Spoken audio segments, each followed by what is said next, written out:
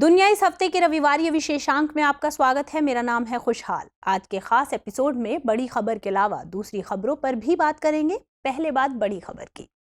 Shanghai सहयोग संगठन का 22वां शिखर सम्मेलन 15 से 16 सितंबर को सिल्क रोड सिटी समरकंद में आयोजित हुआ। समरकंद उज्बेकिस्तान की राजधानी है। इस सम्मेलन में सभी 8 पूर्णकालिक सदस्य देशों के प्रमुखों ने भाग लिया।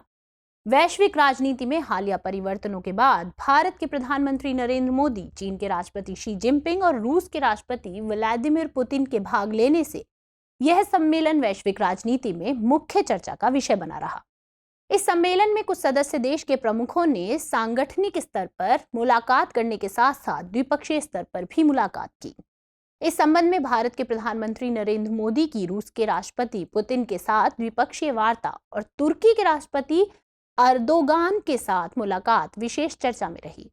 आइए अब समझ लेते हैं कि आखिर एससीओ सम्मेलन के इतर होने वाली प्रधानमंत्री मोदी और व्लादिमीर पुतिन के बीच की वार्ता इतनी चर्चा में क्यों है।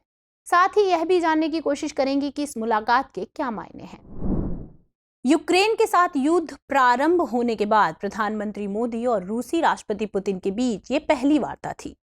फरवरी 2022 में यूक्रेन पर आक्रमण के बाद से ही रूस को अमेरिका और यूरोपीय राष्ट्रों द्वारा लगाए गए न केवल आर्थिक प्रतिबंधों को झेलना पड़ा है, बल्कि नाटो की तरफ से आक्रमण की चेतावनी भी दी गई।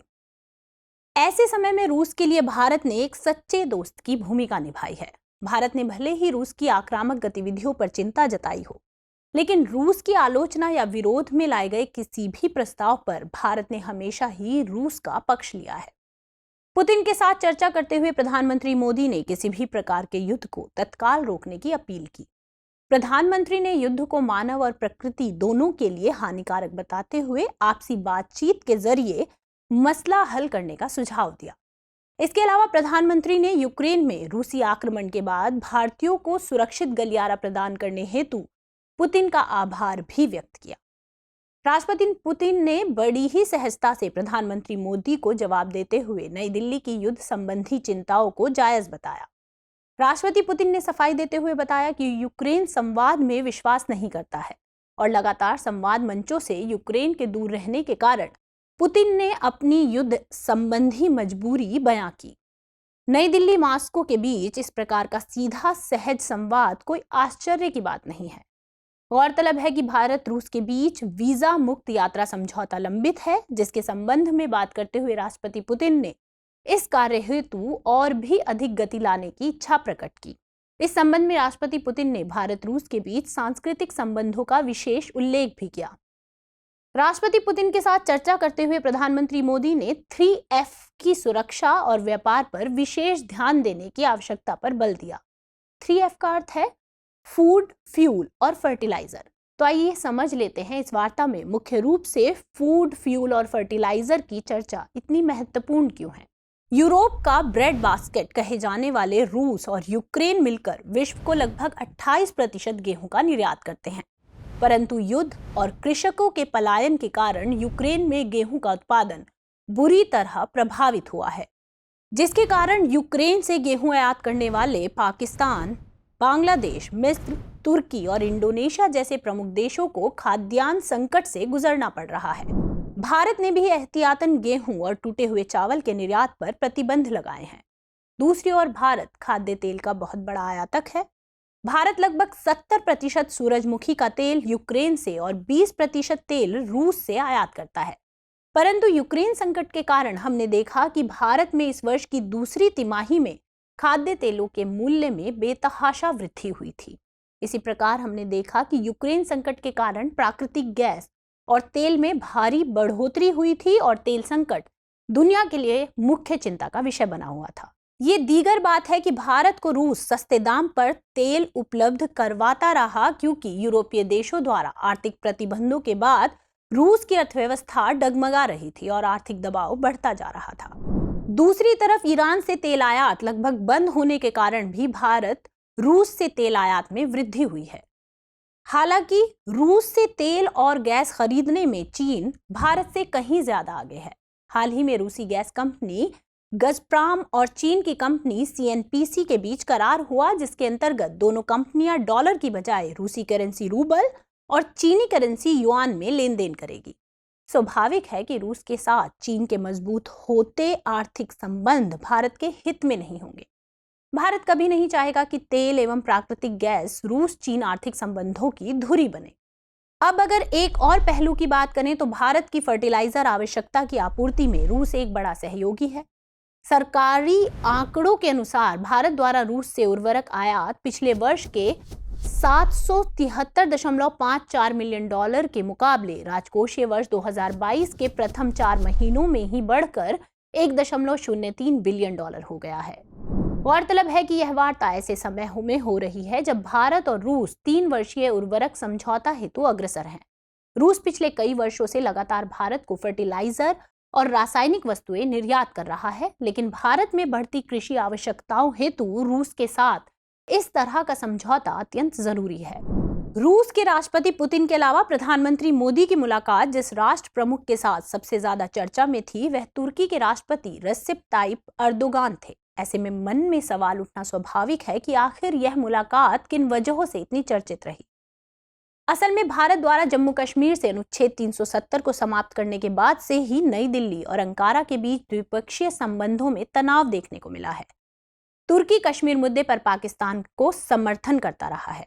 अनुच्छेद 370 समाप्त होने के कारण तुर्की ने वैश्विक मंचों पर भारत की खुलकर आलोचना की और भारत को मुस्लिम विरोधी कहा। पाकिस्तान ने भी तुर्की के समर्थन को खूब भुनाया, यहां तक कि तत्कालीन पाकिस्तानी प्रधानमंत्री इमरान खान और तुर्की के राष्ट्रपति अर्दोगान ने कश्मीरी मुद्दे पर संयुक्त रूप से तुर्की में एक काउंसिल को संबोधित भी किया था। इसके अलावा हाल ही में तुर्की ने गुणवत्ता का हवाला देते हुए भारत द्वारा निर्यात किए गए गेहूं को वापस कर दिया था। इन सभी वजहों से बिना किसी पूर्व योजना के प्रधानमंत्री मोदी और तुर्की के राष्ट्रपति अर्दोगान की मुलाकात वैश्विक गलियारों में चर्चा का विषय बना हुआ है। आइए अब इस सम्मेलन के कुछ अन्य पहलुओं पर भी चर्चा कर लेते हैं। एससीओ के समरकंद सम्मेलन में चीन के राष्ट्रपति शी जिनपिंग और पाकिस्तान के प्रधानमंत्री शहबाज शरीफ भी थे, परंतु दोनों से ही प्रधानमंत्री मोदी की कोई द्विपक्षीय वार्ता नहीं हुई। जनवरी 2020 के बाद, या दूसरे शब्दों में कहें तो कोरोना महामारी के बाद से चीनी राष्ट्रपति की यह पहली विदेश यात्रा थी। ताइवान संकट और लद्दाख में भारतीय सेना के साथ टकराव की स्थिति में भारत चीन संबंधों के लिहाज से यह यात्रा अत्यंत महत्वपूर्ण थी। हाल ही में जिस तरह अचानक लद्दाख से भारत चीन की सेनाएं पीछे हटी थी, माना जा रहा था कि समरकंद में मोदी और जिनपिंग की मुलाकात होगी, परंतु ऐसा नहीं हुआ। हालांकि चीनी राष्ट्रपति ने आगामी वर्ष 2023 में भारत में होने वाले एससीओ सम्मेलन के लिए प्रधानमंत्री मोदी को शुभकामनाएं दी। देखने वाली बात यह होगी कि भारत में 2023 में होने वाले एससीओ सम्मेलन को लेकर पाकिस्तान का क्या स्टैंड होगा। पाक इस सम्मेलन में भाग लेगा या नहीं। अब समय है इस कार्यक्रम के रविवारीय विशेषांक दुनिया मेरे आगे की, जिसमें हम बात करेंगे दूसरी अहम अंतर्राष्ट्रीय खबरों की।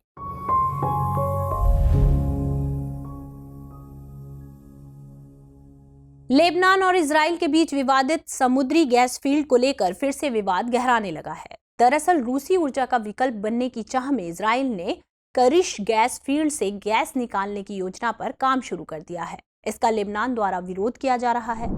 इस मामले में लेबनान के राष्ट्रपति मिशेल एउन का कहना है कि संयुक्त राज्य अमेरिका की मध्यस्थता में करिश इलाके को लेकर चल रही वार्ता अपने अंतिम चरण तक पहुंच गई थी। ऐसे में इजराइल द्वारा उठाया गया यह कदम समझौता वार्ता का अपमान है। करिश इजराइल और लेबनान के बीच पूर्वी भूमध्य सागर में मौजूद एक छोटा सा गैस फील्ड है।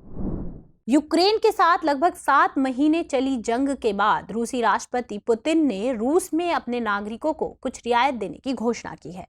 इस रियायती घोषणा में कुछ नागरिक समूहों के साथ सशस्त्र बलों में सेवा कर चुके नागरिकों को शामिल किया गया है। उन्हें कुछ मात्रा में घूमने और समूह में इकट्ठा होने की आजादी होगी। जंग की शुरुआत में रूसी राष्ट्रपति ने अपने नागरिकों पर कई तरह के प्रतिबंध आरोपित किए थे। इन प्रतिबंधों के पीछे उनका तर्क था कि वे रूसी क्षेत्रों का बचाव करने का प्रयास कर रहे हैं, जिसे पश्चिमी देश तबाह करना चाहते हैं।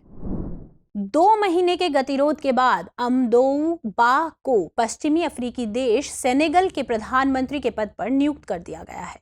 अमदोउ बा पहले बतौर वित्त मंत्री सरकार में सेवा दे चुके हैं। इनकी नियुक्ति सेनेगल के राष्ट्रपति मैकी सॉल द्वारा की गई। इस नियुक्ति के साथ तकरीबन 2 साल बाद सेनेगल में प्रधानमंत्री का पद बहाल हुआ है। 2019 में इस पद को समाप्त कर दिया गया था, मगर 2 महीने पूर्व इसे लेकर फिर चुनाव कराए गए, जिसमें सॉल के सत्तारूढ़ गठबंधन ने अपना स्पष्ट बहुमत खो दिया और आगे अपनी सरकार नहीं बना सकी। उधर संयुक्त राष्ट्र महासभा के मौके पर इजराइल के प्रधानमंत्री यार लापिड और तुर्की के राष्ट्रपति रेचेप तैयप अर्दोआन ने बैठक की। 2008 के बाद यह पहला मौका है जब दोनों देशों के नेताओं ने आमने सामने की बैठक की है। यह बैठक दोनों देशों के बीच संबंधों में आ रही गर्माहट की अगली कड़ी मानी जा रही है। इस मौके पर ऊर्जा और खुफिया जानकारी साझा करने सहित कई मुद्दों पर भी बात की गई। ऊर्जा का मुद्दा दोनों देशों के संबंधों का मुख्य आधार है। इससे पहले फिलिस्तीन के मुद्दे को लेकर दोनों देशों के रिश्तों में कई सालों तक कड़वाहट थी। आइए अब आज के एपिसोड पर आधारित सवाल नोट कर लेते हैं। शंघाई सहयोग संगठन के विशेष संदर्भ में भारत रूस रणनीतिक संबंधों का विश्लेषण कीजिए। तो रविवारीय विशेषांक में इतना ही। आपके कीमती मशवरों का हम इंतजार करते हैं। अपने कीमती मशवरे हम तक पहुंचाते रहिए। मिलते हैं अगले रविवारी विशेषांक।